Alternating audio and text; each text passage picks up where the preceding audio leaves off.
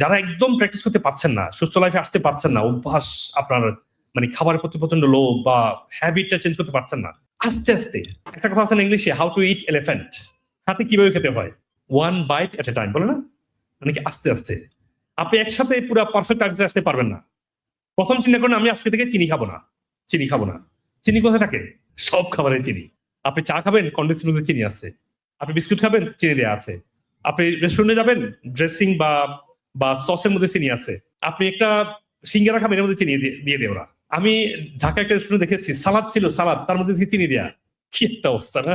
আপনি প্ল্যান করেন যে আমি চিনি খাবো না, আমি ঘরে চিনি আনবো না, বাইরে গেলে যেখানে চিনি দেয় ওই খাবারগুলো খাবো না।